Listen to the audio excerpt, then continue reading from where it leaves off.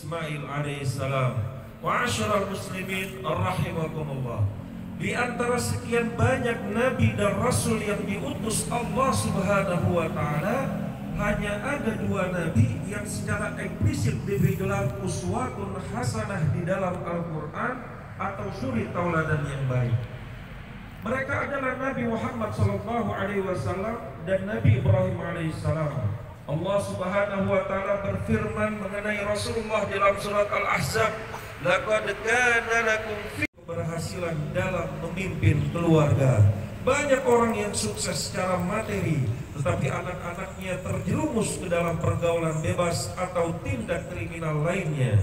Banyak anak yang merasa asing di rumahnya sendiri karena ayah terlalu sibuk dengan pekerjaan, ibu pun sibuk dengan kesibukan lainnya. Akibatnya rumah kehilangan fungsinya sebagai tempat berlindung, tempat kasih sayang, tempat tumbuh dan berkembang. Mereka pun mencari kehangatan di luar. Mereka harus menempuh jalan yang keliru. Inilah realitas broken home modern. Rumah utuh secara fisik tapi hancur secara emosional.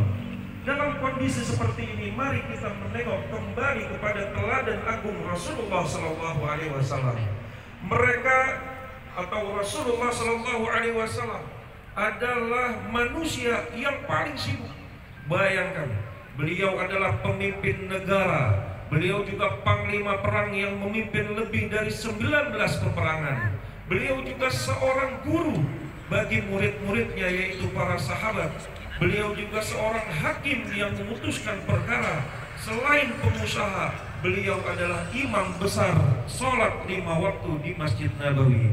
Tapi walau demikian, Rasulullah tidak pernah mengatakan sibuk untuk urusan keluarganya. Justru sebaliknya, beliau tetap menjadi suami terbaik bagi istrinya dan ayah teladan bagi anak-anaknya. Sebagaimana sabda beliau, khairukum khairukum li ahli wa ana khairukum li ahli. Sebaik-baik kalian adalah yang paling baik kepada keluarganya, dan aku adalah yang paling baik kepada keluargaku sendiri. Ma'asyiral muslimin rahimakumullah. Bagaimana agar kita bisa mengikuti jejak langsung dalam keluarga, seperti memberi nafkah, mendidik, melayani pasangan, harus diniatkan sebagai ibadah karena Allah Subhanahu wa taala.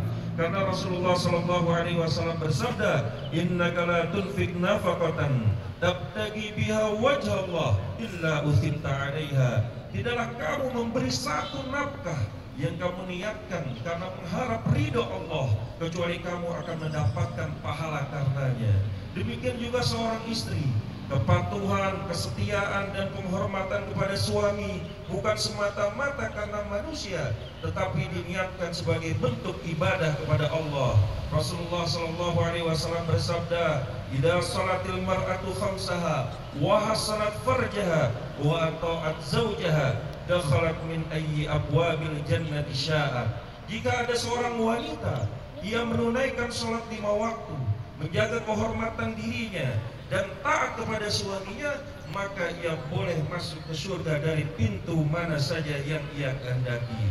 Begitu juga bagi seorang anak, jika ingin melakukan sesuatu harus bertanya, apakah perbuatan ini diridhoi orang tua atau tidak? Karena ridallah fi ridal walidain. Ma'asyiral muslimin rahimakumullah.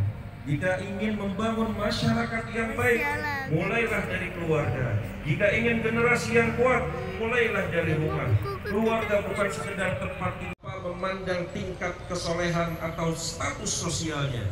Bahkan Nabi Muhammad SAW, manusia yang paling mulia, makhluk yang paling dicintai Allah, juga menghadapi berbagai ujian berat dalam keluarganya. Bayangkan, Rasulullah Shallallahu Alaihi Wasallam harus merasakan pahitnya kehilangan anak-anak tercinta. Dari 7 anak beliau hanya 1 yang hidup. Disusul Abdullah, wafat masih bayi. Anak laki-laki beliau yang lain Ibrahim meninggal ketika usianya 1 tahun 10 bulan. Betapa berat kehilangan buah hati yang ditunggu dengan penuh harap selama 9 bulan dalam kandungan.